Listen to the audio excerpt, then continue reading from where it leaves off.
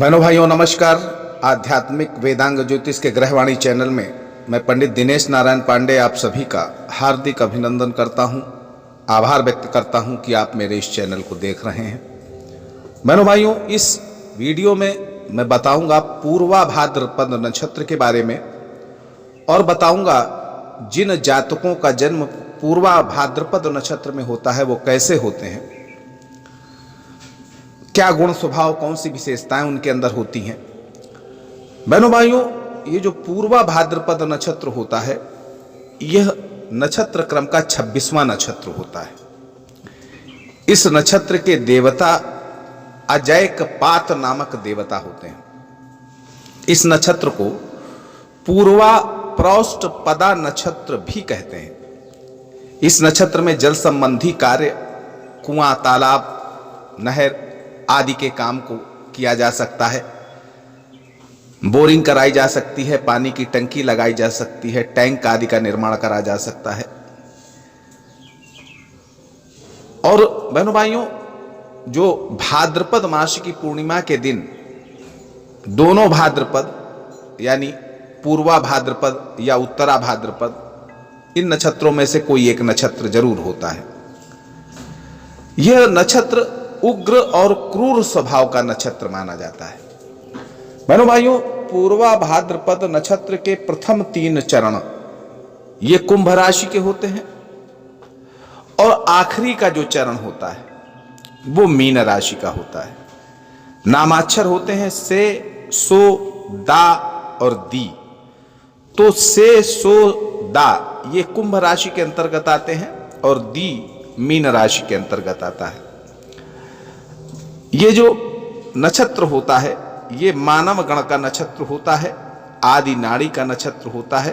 प्रथम 3 चरण वायु प्रधान होते हैं और अंतिम चरण जो मीन राशि का है वो जल प्रधान तत्व का होता है। बहनों भाइयों, पूर्वा भाद्रपद नक्षत्र में जिनका जन्म होता है कैसे होते हैं। बहनों भाइयों, पूर्वा भाद्रपद नक्षत्र में जिनका भी जन्म होता है वह व्यक्तियों के अंदर जो गुण होते हैं उनमें मैं बता दूं, बहुत ही ज्यादा ईश्वर और धर्म पर आस्थावान व्यक्ति होते हैं जिनका पूर्वा भाद्रपद नक्षत्र में जन्म होता है।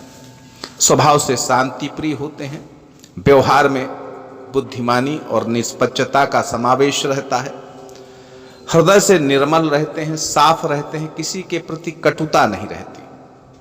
भौतिक संपत्तियां भले ही कम हों पर यश और सद्भावना की संचित पूंजी जरूर रहती है। छल कपट प्रलोभन इनसे दूर रहते हैं, सत्याचरण करते हैं। हृदय में उदारता रहती है, परोपकार भी रहता है। किसी के कष्ट में हर समय मदद करने के लिए भावना रहती है और अपनी क्षमता और सामर्थ्य के अनुसार मदद करते भी हैं। किसी के साथ मिलते हैं तो पूरे दिल से मिलते हैं, नकली बनावटी मुस्कान से नहीं मिलते हैं, खुली मुस्कान से मिलते हैं, खुले हृदय से मिलते हैं, निर्मल प्रेम के साथ मिलते हैं। आपकी सोच और आचरण में पवित्रता रहती है, किसी के अहित के बारे में आप सोच नहीं सकते। लोग आप पर, आपके चरित्र पर विश्वास करते हैं। आपकी रुचि साहित्य में है, अध्ययन में है, विज्ञान में है, खगोल विज्ञान में है, ज्योतिष में हो सकती है। इन विषयों में रुचि आपको जन्मजात होने के कारण आप इन विषयों के अच्छे जानकार भी बन सकते हैं। आदर्शवादी सोच, आदर्शवादी जीवन यही आप जीना चाहते हैं। धन का महत्व उतना नहीं देते, जरूरत भर आपको धन मिलता रहे, फिर उसके बाद आप धन के प्रति चिंतित और व्यग्र नहीं हुआ करते। आजीविका कमाने के लिए नौकरी भी कर सकते हैं, व्यापार भी कर सकते हैं। शुरुआत के 3 चरण में अगर जन्म हुआ है यानी कुंभ राशि के अंतर्गत पूर्वा भाद्रपद नक्षत्र में आपका जन्म हुआ है तो फिर आप नौकरी के लिए प्रयास करते हैं और नौकरी आपको मिल भी जाती है। और अंतिम चरण यानी मीन राशि का प्रथम चरण, पूर्वा भाद्रपद का अंतिम चरण और मीन राशि का आपका जन्म है तो आप फिर स्वतंत्र व्यापार करने की इच्छा रहेगी। स्वतंत्र व्यापार करने की इच्छा रहेगी नौकरी से ज़्यादा, और नौकरी भी करेंगे तो ऐसी नौकरी करेंगे जिसमें सलाह दे सकते हो, शिक्षा जगत से जुड़ी नौकरी कर सकते हैं। बहनों भाइयों, जिनका भी पूर्वा भाद्रपद नक्षत्र में जन्म होता है वो अपनी जिम्मेदारियों से नहीं भागते, जिम्मेदारियों का पूरा एहसास रहता है और अपने कर्तव्यों का निर्वहन भी करते रहते हैं। आप अपने जीवन में नकारात्मक विचारों के प्रति सदैव जागरूक रहते हैं और नकारात्मक विचारों को अपने ऊपर हावी नहीं होने देते। लक्ष्य के प्रति बहुत अधीरता आपके अंदर नहीं होती, बहुत जल्दीबाजी नहीं होती, और लक्ष्य निर्धारण करने में, पूरा करने में आपको बहुत ज्यादा समय भी लग जाता है।